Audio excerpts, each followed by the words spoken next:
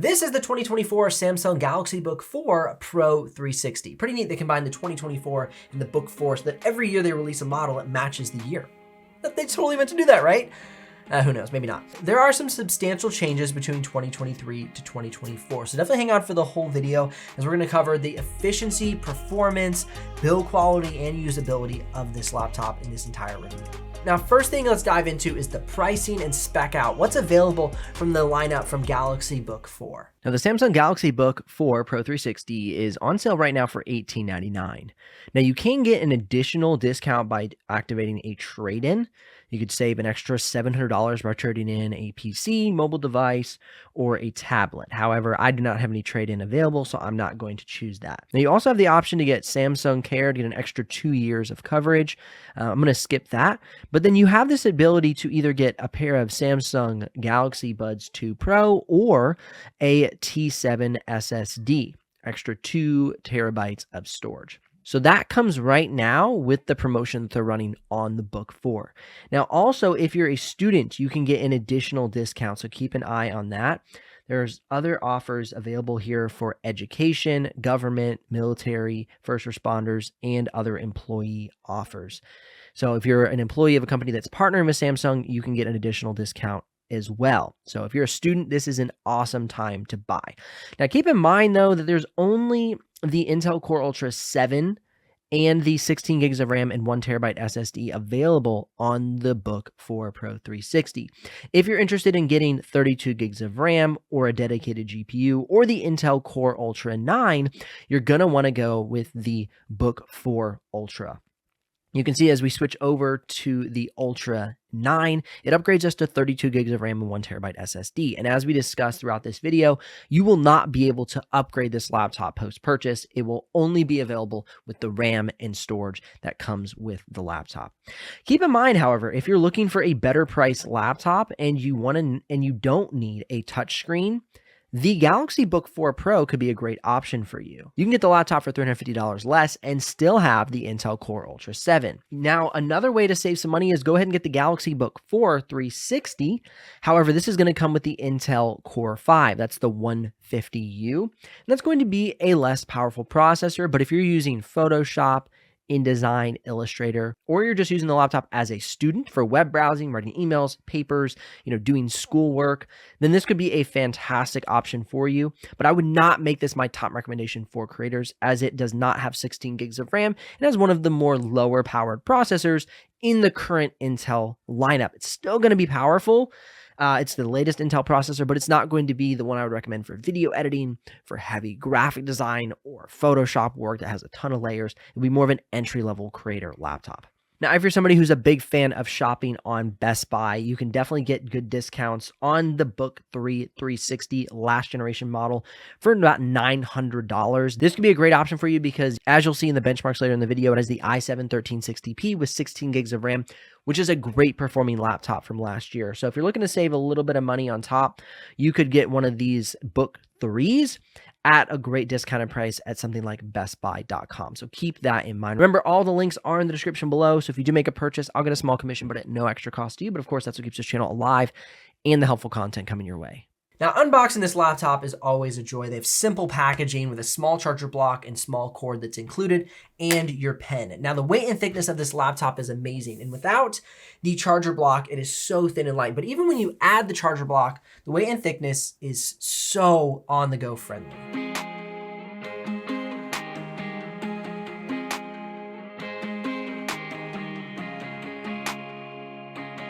Taking a look at the build and assembly of the laptop, same as last year. You're gonna have very little chassis flex on the laptop. You have the bottom cover. If you wanna pull that off, you can remove these 4 feet and then the screws are underneath there and you can pull the bottom cover off. Now, you might not be interested in pulling the bottom cover off the Galaxy Book4 Pro 360 because there is no upgrade path on this laptop. My biggest complaint about the Book3 and now the Book4 Pro 360 is that you cannot upgrade the laptop storage or RAM. You can add a micro SD card to the side of the laptop to expand your storage on the go. However, you cannot upgrade the internals of the laptop. So I recommend keeping that bottom cover on as to not scratch this beautiful chassis.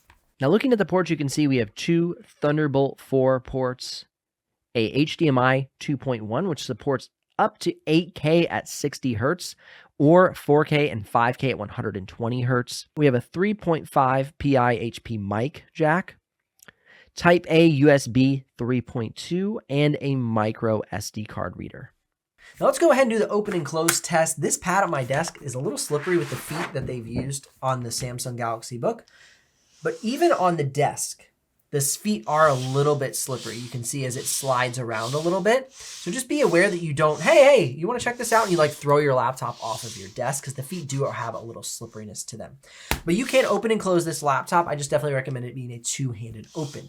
Now let's go ahead and check out this screen wobble. You can see very little screen wobble. It stabilizes very quickly. And then let's go ahead and check out the screen flex. It is such a stiff screen, almost no screen flex. Looking at top down on the chassis, let's go ahead and push at the center, the different places on the chassis. You can see a little bit of give there near the top, but otherwise there's not a lot of give on the keyboard deck on the laptop.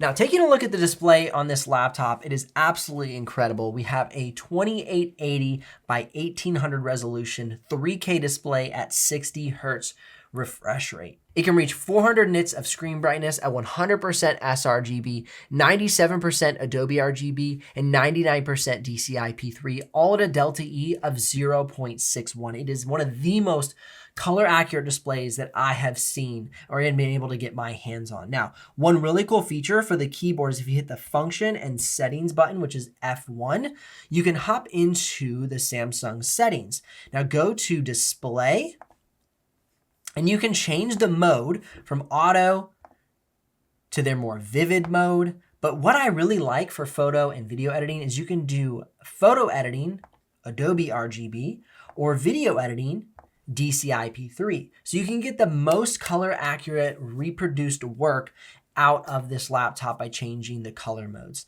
Now, if you want to go ahead and brighten up your display, I actually already have that turned on. You can change it to bright, or you can put it on normal, has a little bit more darker tones. So you can see there's normal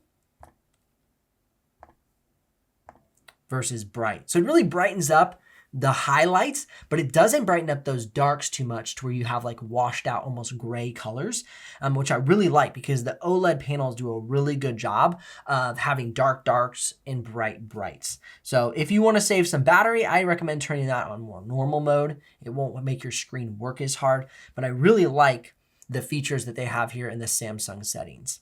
Now, another awesome thing, looking at the keyboard deck here, is you can go ahead and switch through your different performance modes very easily, from silent mode, quiet, optimized, high performance. And this is really nice for jumping back and forth between performance modes if you want to get good battery life, or if you want to have really good performance, whether you're video editing Premiere Pro, working in Photoshop, Illustrator, InDesign, if you're an artist or designer, those functions are helpful to really optimize your workflow. Now, another thing while talking about the different features and settings, one thing that I do not personally have the ability to use, however, if you're a Samsung user, I definitely recommend considering this advantage. Samsung, like Apple, has its own really nicely refined ecosystem. You have two features here, Quick Share and Second Screen. Now, Quick Share allows you to quickly transfer files between your mobile device or your tablet and your computer. And Second Screen allows you to turn any tablet or mobile device from Samsung into a second screen. And you can use your trackpad to use as literally a second screen, just like you plugged it in through your HDMI or USB-C. Fantastic features if you're in the Samsung ecosystem. Now, while we're looking at the internal of the laptops and looking at the display, let's show you the pen for the Galaxy Book4 in use. I have the performance mode set to optimize, and you can see that the responsiveness on the screen is very good for both touch screen, moving it around with my fingers, as well as using the pen. So I have the pen here. You can see as I press light, it has a nice light stroke, and then as I press harder, we get that thicker stroke. Now you can go ahead and change the brush size really quickly and make it a bigger brush, light touches. See, it kind of lagged a little there. So you can see I'm touching the screen right now, but it's not writing. So you got to give it a little bit of push to make sure it writes on the screen. So if you don't push quite hard enough, if you're trying to get like a light push, it might jump off a little bit. But if we go ahead and we lighten up the brush, and I want to get some of those lighter strokes, you can see I can get some of those lighter strokes. And there's a little bit of a delay there. You can see as I flick the pen and the stroke shows up, there's actually a little delay using optimize mode with the laptop unplugged from the charger. Let's move up to high performance mode, and see if we have that same delay on the stroke. I'm going to go clear some of these out. We're going to go flick. So high performance mode really fixes that delay. So if you want to have very responsive pen strokes on the screen, you're going to want to use high performance mode. You can see as we move down to silent mode, let's try it now. Showing up actually really good there now. Okay, we're getting a little delay there now. There we go. You can see. There we go. Yep. So there's a bit of a delay from when I throw the stroke from when it appears. It's not super consistent with the delay, but you will notice it if you really start to add a lot of layers. Right now we have one layer in Photoshop, and this is the 16 gig model. So good pen functionality. You see that the screen is rather stiff. It will bounce a little bit on you as you release, but as you push hard, it doesn't move. Let's go ahead, flip it over into our tablet mode. It rotates automatically. Let's move to another part of our image here. You can see a little delay there, like I was saying. Again, this is on the silent mode, so it's going to give you the best battery performance using this mode. However, you might see a little pen delay during use. All right, now one of my biggest complaints about this laptop is the pen magnet placement. It's one of those things that I'm like, honestly, that's kind of a bad idea. Because I think about this, like if I'm at a coffee shop and I'm working on my computer, I put my pen up there and my buddy's like, yo, we gotta go, we're running late. I'm like, oh crap, you're right, we gotta go. And like, I don't notice that my pen just flew off my laptop. Now I've lost my pen forever.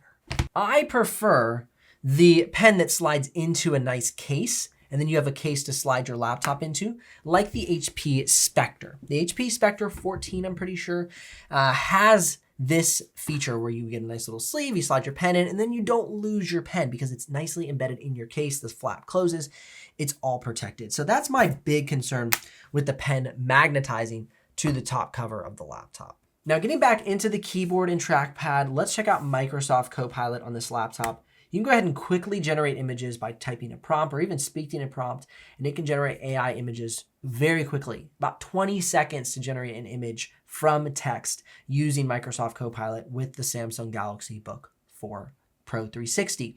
It can even listen to you while you're having meetings and give you meeting reports or meeting notes after the meeting, which I think is really nice. And you can turn it off if you don't like the fact that an AI is listening to you all the time, but it really is your own personal assistant that can take care of a lot of tasks for you. Let's say you have a ton of meeting notes that you want to process into an email. You can drop the meeting notes in there. It'll process a nice little summary, and you can send that off as a follow-up email to the meeting that you just had. So really great feature, and it's right there on your keyboard, the click of a button. Now, if you want to access some of the AI functionality, simply hit the Copilot button, and you can say, please generate an image of a sunset in Peru. And we're going to go ahead and load up that image. I found that this process is taking about 20 to 28 seconds on average. So the CPU is doing a really good job, whether plugged in or unplugged from the charger. My best results were definitely during high performance mode for image generation using Copilot. Now you can see we have the numpad on the right side. Fingerprint reader comes with the Samsung Book4 Pro 360. So the trackpad is aligned with the keyboard, not the entire keyboard deck on the laptop. So keep that in mind. Kind of places you a little bit this way. However, because it's such a big trackpad, I feel pretty comfortable sitting center of the laptop and then just moving my hand a little bit over. For left-handed users, I actually think this is a nice feature because you can have your hand on the keyboard and the trackpad's a little bit shifted over. So it's actually a really nice left-handed user experience. Now, going ahead and looking at the trackpad, the click starts about a third of the way down the trackpad. So you can't click up here. Once you start down here, it's a very nice even click throughout. So quiet, such a soft click, very confident. It is a manual click trackpad. So the trackpad is moving. It is not a haptic trackpad. So this is a large trackpad to have like on a substantial hinge, but they've done such a good job securing it to the chassis. Beautiful trackpad. Short key travel for the keyboard, same as the Galaxy Book3 Pro 360. Great keyboard, great trackpad combination. Here's a quick sample of the noise that comes from using the keyboard and trackpad so you can hear what it sounds like.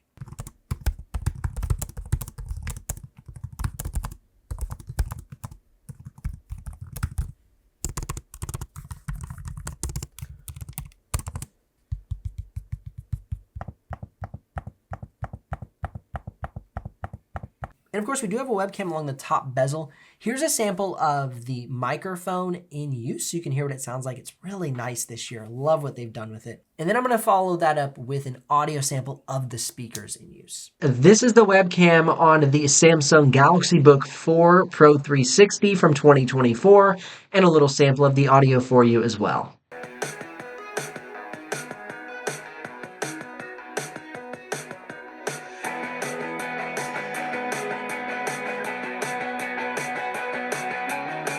For me, the most important development for the Samsung Galaxy Book4 Pro 360 is the efficiency. They're using the Intel Core Ultra 7 155H, and it's giving 16 hours of battery life for streaming video playback, as opposed to the 14 hours of battery life in last generation's model with the i7 1360p from the Galaxy Book3 Pro 360. So we're seeing 15 to 20% more power efficiency and at the same performance.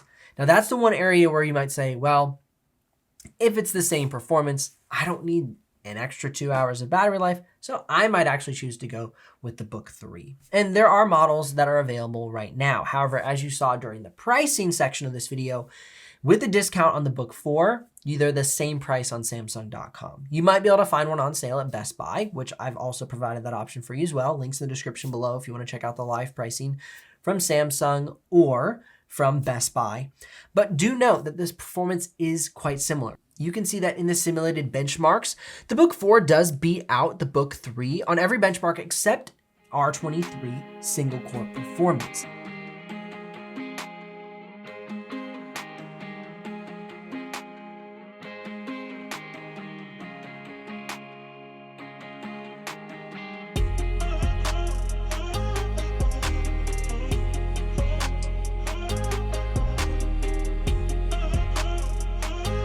As we get into the Photoshop benchmark, that is the new creator benchmark from Puget Systems, you can see we score a 4,775 from the Book4 and a 4,609 from the Book3. So not a huge difference.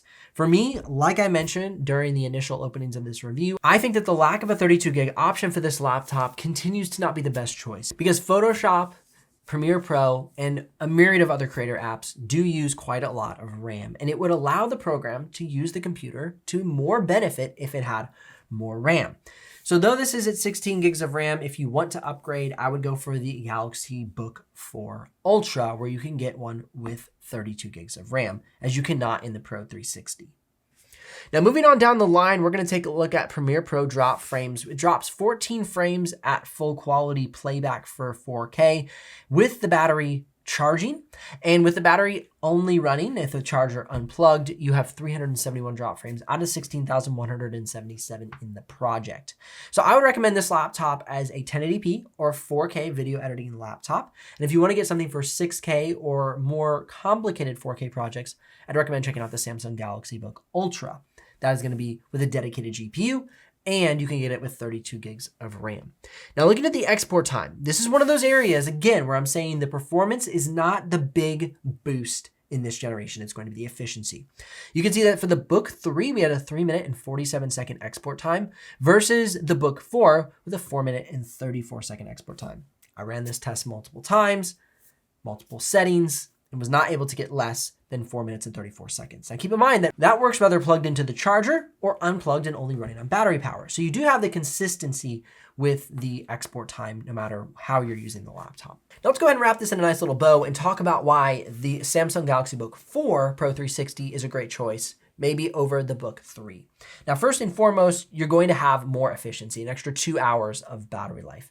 Second, you're going to have Microsoft Copilot baked into the system with a direct key, providing you access to your Copilot, whether you have an AI assistant recording your meetings to then go ahead and create a meeting breakdown with a nice little bullet points. You can have image generation and a myriad of other assisted tasks that take place within the AI of the laptop. You now have an NPU provided by the Intel Core Ultra 7 155H, which makes use of all of the coming tools that utilize AI technology. Now, where we stand right now, there are not a ton of tools accessing AI within the CPU. However, they are coming. And so if you want to be prepared, getting the Book4 provides you with the chipset to be prepared for that. However, if you're looking to save a little money, the Book 3 might be a great option as it will go on sale. However, right now where we sit, while you're watching this video, at the time of recording, they're priced the same on Samsung.com. So make sure you check out the links in the description below for the live pricing and don't miss out on the discounts while they last. I'll see you here in the next video.